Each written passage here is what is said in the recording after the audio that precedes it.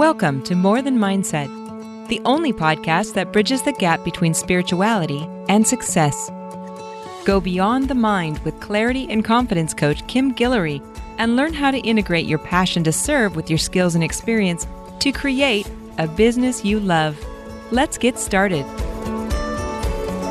Hey, I want to tell you a little bit about what's happening on the show today. I am interviewing Joyce, who is a member of Self-Healing Masters.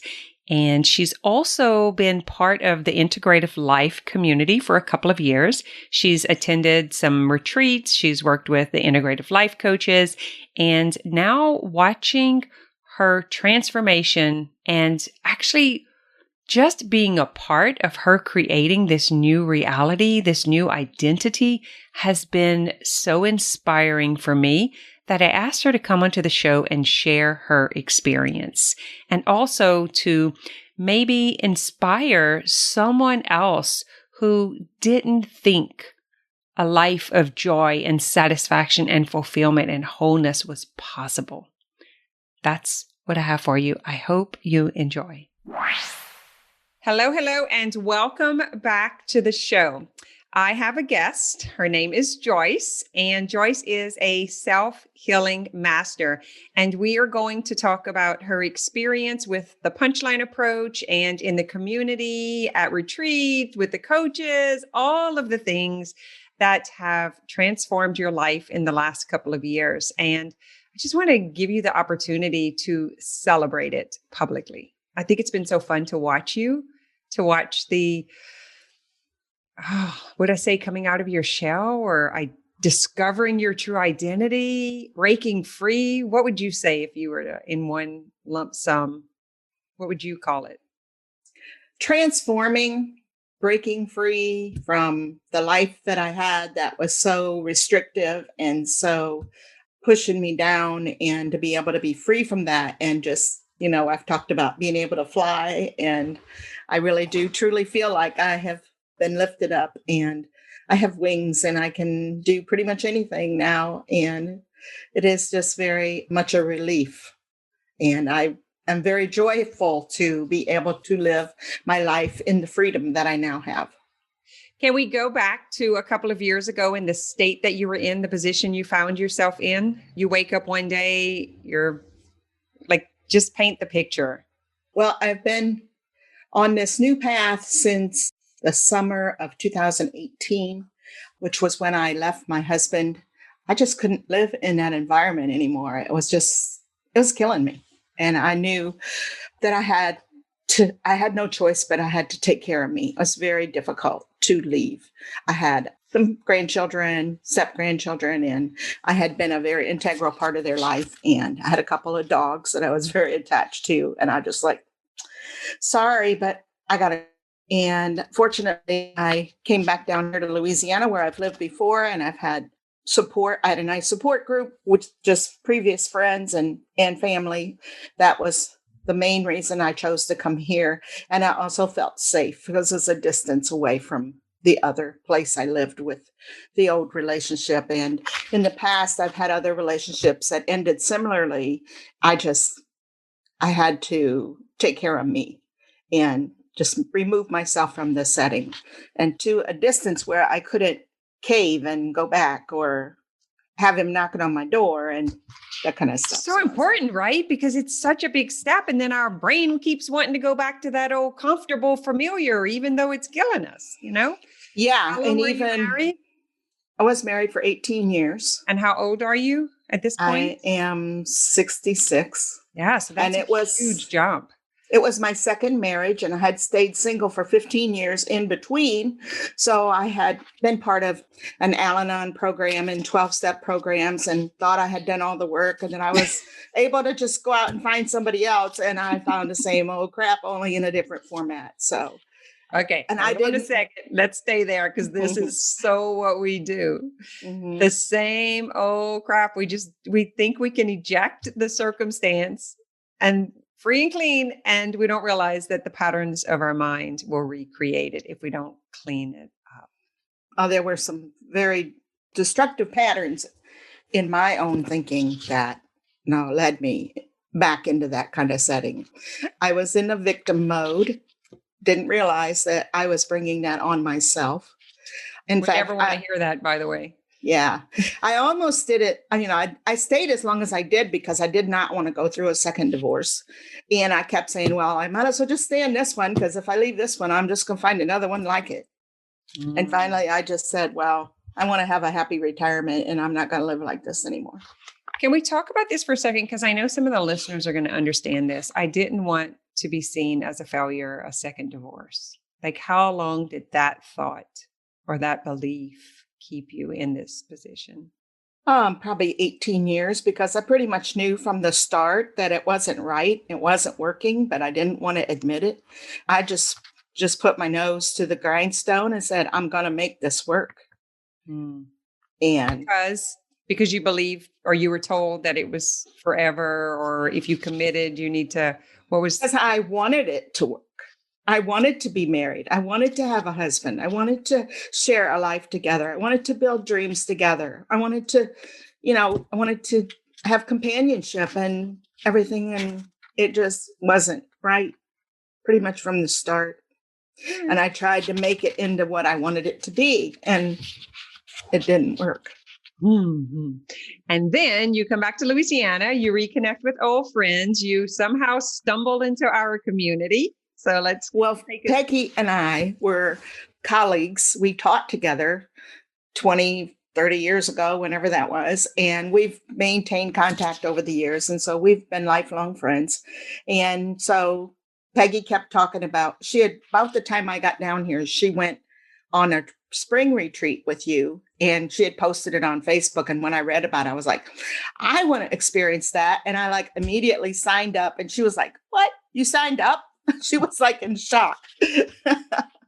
And from that point on, that was stepping out and saying, I'm going to do good things for myself. I deserve it. And that was the foundation of being able to build on that. And also, the money issues that come up with when you're doing good things for yourself and you feel guilty for spending the money and I should be doing this or I should be doing that. No, I just said, no, I need to do this. And believing that, I started by that point was getting the picture that a lot of our financial issues are because of the way we think too. So that's been another big area that I have had to do a lot of work on. All of us. It's so seriously, I think most humans, no matter how much money you have, we still because it's been pumped into our mind that you better be careful. You better be, someone even retiring and putting it in the wrong place. Someone can take it. You could lose it. The market could, for all that we've been taught this over and over and over. And the older we get, the more afraid we are, right? Because then we start thinking we're not capable of making, we don't have enough time to make more. Yeah. Yes, I was doing some coaching with Peggy, and like I said, we've been lifelong friends, so she knows me really well. And she would tell me, you have worked through more stuff in the 6 months. I don't remember how many weeks it was. Maybe it was 3 months. She said, and I know it's I was determined, and having her who I love and trust and who knows me and loves me, I was able to make commitments to do the things that I needed to do, to take the steps to really learn how to apply all the tools that you have laid out in your book, Punchline Approach, which I got exposed to right from the get-go at that first retreat that I signed up for. But honestly, I don't think I really read the book for about the first year. I kind of dabble in it. And I just kind of picked up things here and there. And I was doing all kinds of stuff with you guys and just really connected to the group and felt like, wow, it was a real support for me because I had left. I was down here pretty much on my own. I was living at my son's house and I was kind of out in the country. So I wasn't really circulating much. I was working on all the divorce paperwork, which in hindsight, I really did that the hard way, really did it the hard way, where I was thinking I had to be the one that had to go through all the paperwork and come up with all the stuff and feed all this information to the attorney so he could go out there and fight for me and get what I needed. That was control, right? I doubt that he ever even read any of it because in the end, he kind of threw me under the bus. And then I'm going, damn. But we do what we know. We do what's available to us. We do what we can in the moment. And when we can really stop beating ourselves up about what we should have or could have or what we missed or didn't, like that's really where this work comes in. It's like if we can keep returning to presence. Right. And then ultimately, really just rising above all this jabber and realizing that the bottom line was God was going to continue taking care of me just the way he always has, no matter what I do or don't do. I mean, God is going to, if I'm open and I am trusting God, he is going to provide me with everything I need. And I'm here to show you that I'm living in a townhouse. I have a brand new car. I do have a limited income, but I have reviewed all my finances, got with a financial advisor, reset everything where it's going to be, where I will have what I need. And I still have some, those scary moments of like, well, what if the things I invested in don't work out, blah, blah, blah. Or, I have a car note now. And so I'm readjusting my budget again and going, well, I think I really want to do, for the last 6 months, I've really been kind of figuring out what do I want to do, because I'm not bored. I love to read, I write, I am practicing some drawing and some photography. I have a couple of grandchildren around here and lots of friends. Of course, with COVID, that's kind of put a damper on all the social activities that I could be part of if that wasn't going on. So let's just talk a second about like the experience that you opened up to. Like, what did retreat open for you? I got to witness what the process of being involved in the coaching setting, and you would work with different people who'd say, okay, who has something they want to work on? And you would be in the hot seat, and then you would kind of walk through all the steps in your process with them. And everyone else was holding space. And the thing I learned from that too was that even when someone else is getting coached, that you can benefit from that so much, not only just by being there for someone else, but also knowing that what they're going through in some format or some level is probably something you've experienced or are going through or wondering about yourself. So it's a pretty amazing process going through the coaching. Now you are in Self-Healing Masters. So we'll talk a little bit about Self-Healing Masters, which is the container that we continue to do this work in on a personal level. It's basically your lifelong coaching world, where we have this community. And I just want to kind of get your feedback on what's the experience been like for you in Self-Healing Masters. Self-Healing Masters was starting up right about the time I had just finished my most recent coaching pack. Just again, kind of like when I've decided to go on the retreats, both with you, and then Danielle has had a couple of retreats and I've been on her retreats. It's like, I just know that you just get that inner knowing, this is something I need and I'm going to do it and it's all going to work out. I'm not going to worry about the money. It's going to work out. Because it is so fun and so exciting. You've had so much transformation in 2 years. There's a lot to try to nail it down to one thing is probably going to be impossible. And so we can kind of weave in and out of the story. But my question was, how has the Self-Healing Masters experience been for you, being in a container with the coaching, with the process, being live every week?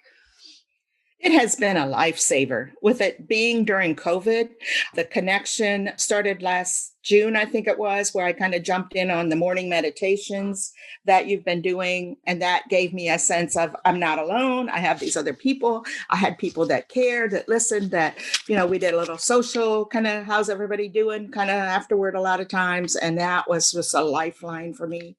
That, and then when I got into the Self-Healing Masters, I am just blown away. I am learning and I am growing. And that is so marvelous because for the last 20 years previous to this, I'd been giving it all away, taking care of everybody else and neglecting myself. And that was my childhood drama, was being from a huge family and not getting any real personal attention.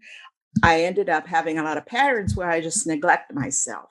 So this has been, and that was one of the things I knew when I left that relationship, is I have got to focus on taking care of me. And so I have made myself a priority, and being part of the Self-Healing Masters has just been such a rich environment for learning and growing. It's like, there's so much learning going on. I have a hard time keeping up, but it's exciting. This is really exciting. You used a word that I've been using these last couple of weeks just now, and it's rich. I'm like, our community is so rich. The work is so rich.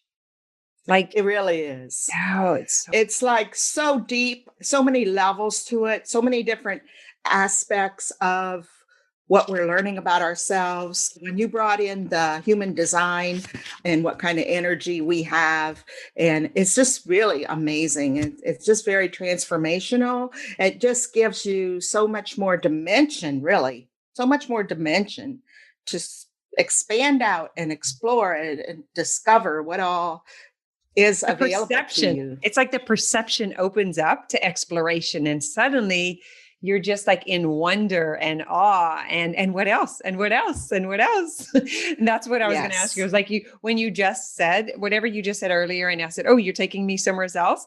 It was that recognizing that your ego, your strategy and authority of human design, that number one, you're a 6'2", and like waking up at this stage in your life, like how impactful that is. But the other one was being a projector and having that ego authority, which is, in the now, in the moment. But how many years did you not trust that? Most of my life. Being a projector, I function a little bit more differently. And a lot of people just wasn't understood, or people would kind of put me off, kind of like, where's she coming from? What's she talking about? So I have some kindred spirits that I've gathered up along the way that have helped me sustain my life. It's kind of funny though, right? Because as a projector, like you have something to share, you want to share, but no one hears you if you're not invited. It's right. It's so frustrating. And you said that you were trying to, like, you were actually telling people what to do, like how to do it, like how to treat you, so you were kind of onto it. You just had that piece missing of waiting to be invited to speak. Yes. And because share what you share. I grew up in an environment where if you wanted something, you had to grab it or you were going to lose out. There was always a lack. You had to kind of take care of yourself because nobody else really had the time or the energy.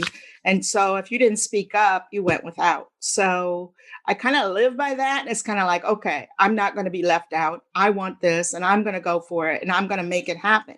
So I had this epiphany one day when I was walking in the neighborhood going, oh my God, I have lived my whole life trying to make my life happen. And now I realize all I have to do is let it happen. What a difference. So Let it happen. I want to live the life of ease and grace. Oh my God. It's just amazing. Different. For those guys who don't know about the punchline approach, I have to tell you in this moment, there's 5 steps. It's actually 3 action steps, but 1, you got to get present. You got to start unpacking those limiting beliefs, your lifelong beliefs, all of the patterns, the generational structures, all of that stuff.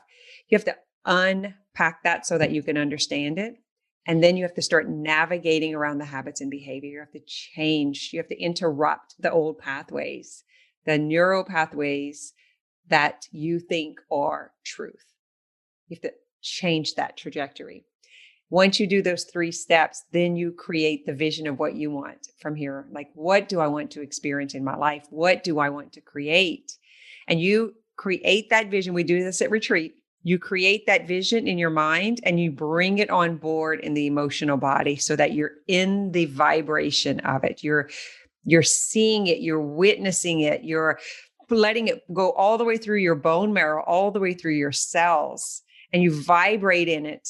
And then you take the action steps from how to create it, which is you choose the vision. And that's what Joyce did. She chose that I am going to take care of me. I am going to live for myself.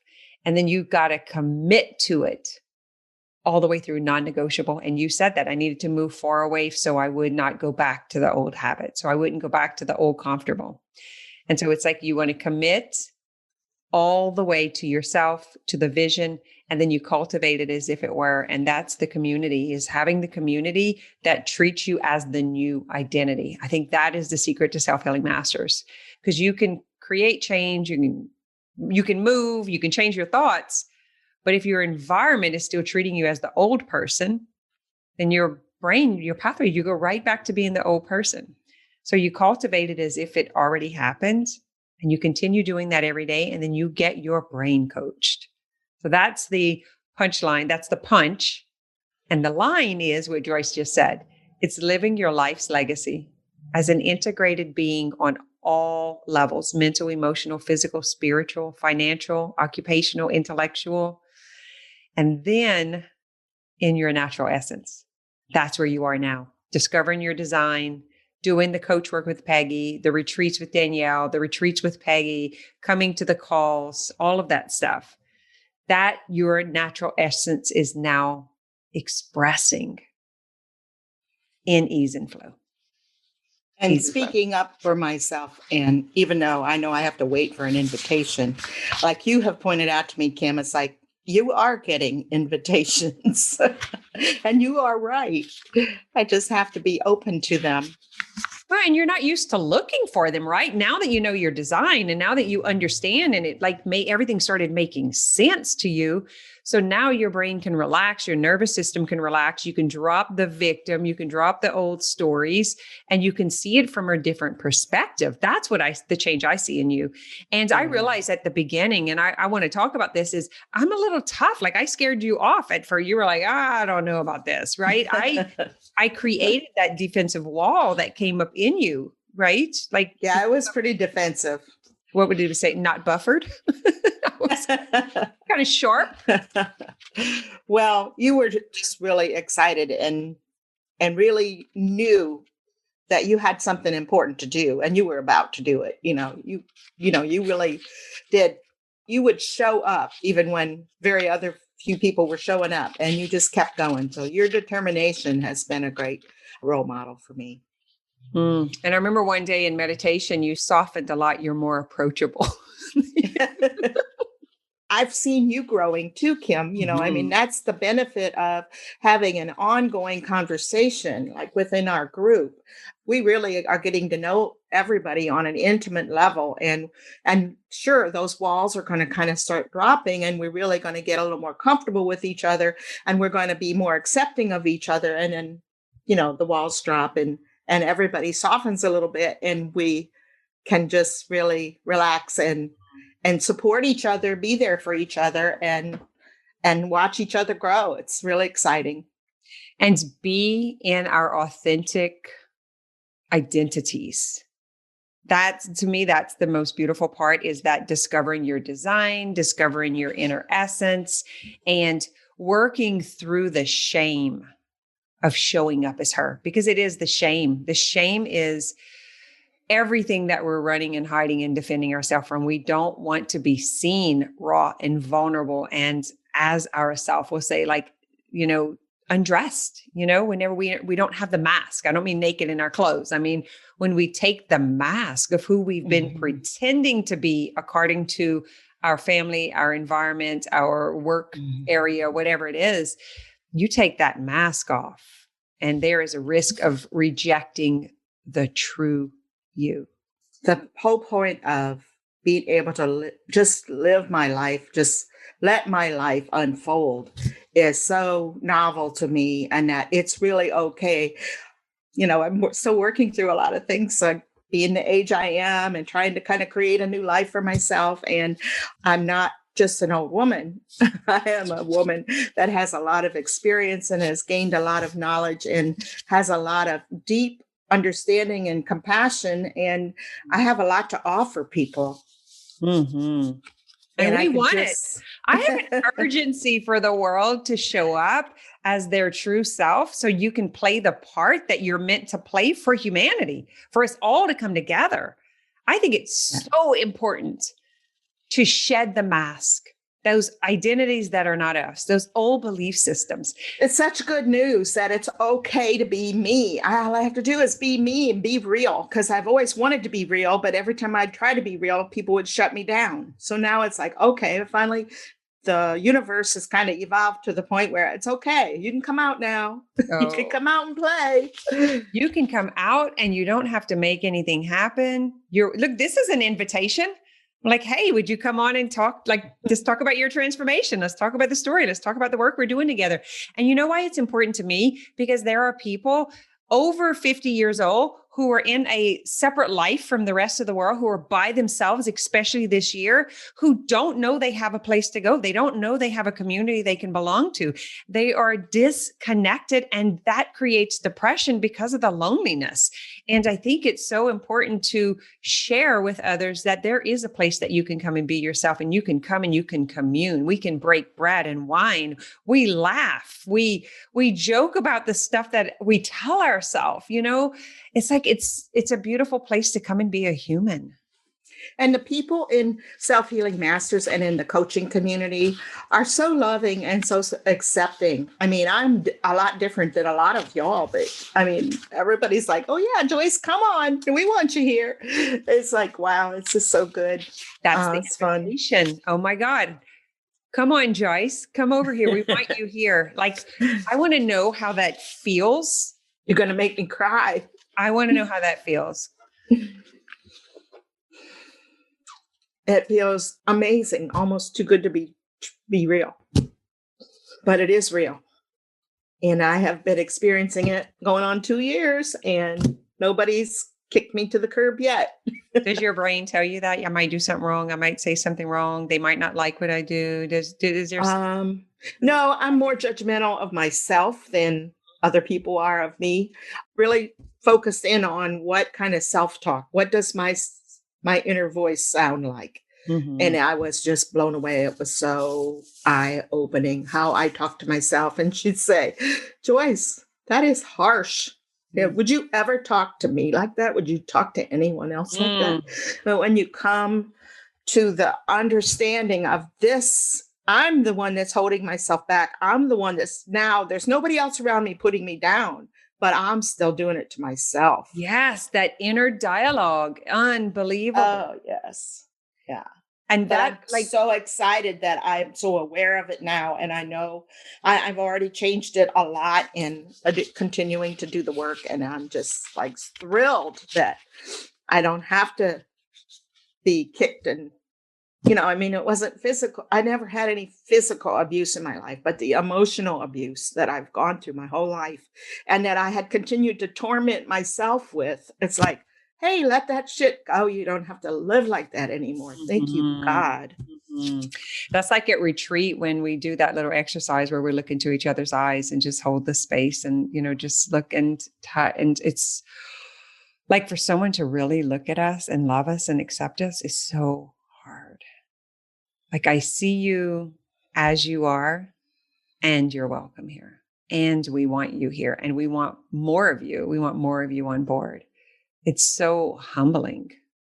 And when we have these stories, this inner dialogue telling us we're not good enough, we're like, you're right. We wouldn't talk to anyone else the way we talk to ourselves, and once you're onto that and you're in the awareness and you can call it out and you start stepping into the truth of what you're seeing and we quit rationalizing and excusing and, living in an ideal relationship, something we made up that's not even true because we make it up in our head and we wait on it, especially as 6-2s.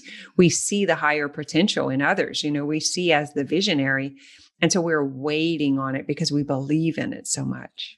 Wow. That's, I hadn't even thought of it that way, Kim. That's really big. Thank you.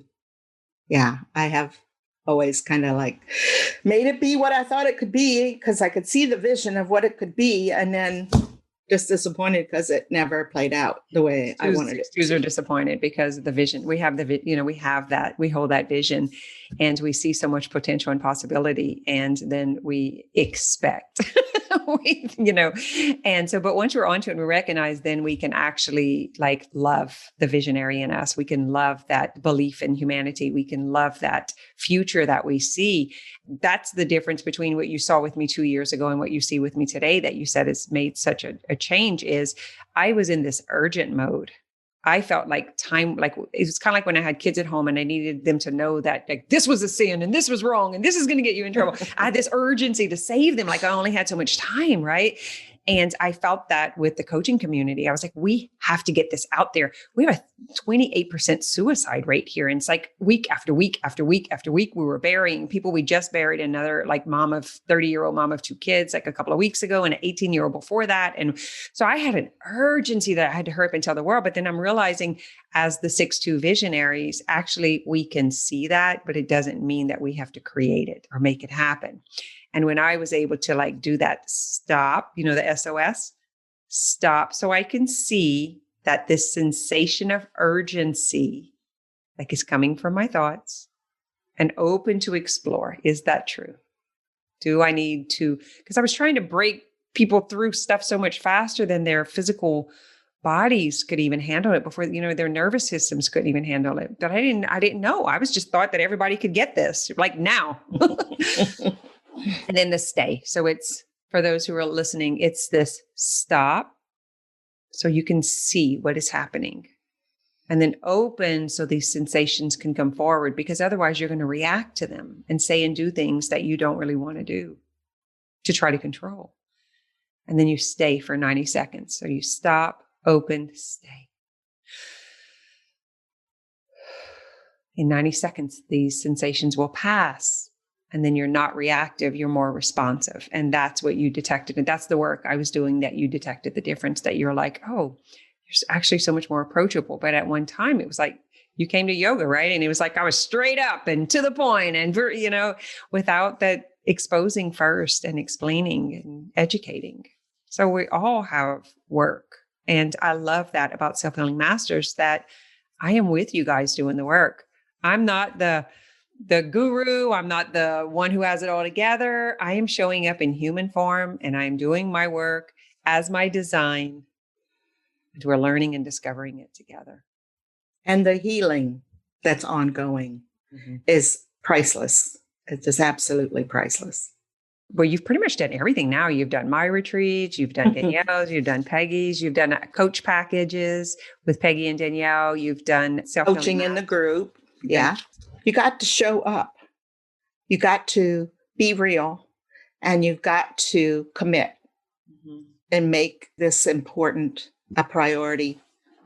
And in taking care of yourself, then you have so much more to give to other people. And it's not a chore to give it. It just flows out of you instead of like you forcing it. And I'm going to do this for you and you better appreciate it because I'm exhausted now. How have your relationships changed? I still have a hard time saying no to my grandson in particular. He was here yesterday and I had said he could spend the night if he wanted. And I was anticipating that he could spend the night. His mom was going to come and get him. And then I said, well, I do have a recording session with a friend of mine doing a podcast, but he can go upstairs and he can occupy himself. But see, the thing is, the people who know me and know that I'm always like, have a hard time setting boundaries.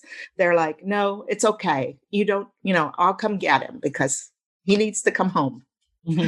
And so once that, I saw that happening, it was like, why do I have such a hard time saying no? I just, I guess because I lived so far away for so long. I just want to get as much time with him as I can. Yeah. In our conditioning, we talk a lot about emotional manipulation, and that even though it's not in that relationship, if it's been in another relationship, we bring that fear with us. In other words, when we disappoint someone or we say no, and then they get upset with us and don't talk to us for a while, and we live in those kinds of relationships, even though we're talking to a friend who would never do that, that samskara, that memory in the body is still there. So whenever you're going to tell even someone like and trust, no, the mind will say, but what if they won't like it? What if they won't like you? What if they'll be mad? What if they won't call you again? What if they won't invite you again?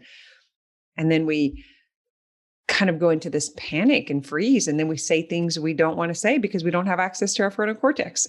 We're coming from that worry part of our brain. Is that? Yeah. Yeah. Thank you for outlining that for me, because I don't know that I could have put that in words, but thank you. That clarifies it for me. Like the way we relate, the way we have interactions, these old stories, these old belief systems, have emotional triggers and scars in our body. And so when we don't want to hurt someone's feelings because we're afraid of what that's going to do, and we bring that into, so that's something that we continue learning and doing and, bringing up. It's just awareness. And I love the 4 agreements for this. It's like not taking anything personally, asking questions instead of making assumptions. Yeah. The generation I was brought up in is you weren't supposed to ask questions. Right. And you weren't supposed to bother anybody. So those are really old hurdles that I'm still getting over. Those are the generational patterns. Mm-hmm. That's what makes up our belief system, which we call the BS. We're going to call BS on that one. That's kind of one of our key things. Like I call BS. That is a belief system. Well, I thank you for coming on, for sharing your experience. Is there anything I didn't ask you that you would want to tell someone else that you would want to invite to come and join us, or just anything about the process or the container, the meditation, anything? You do it all. It's really a safe place.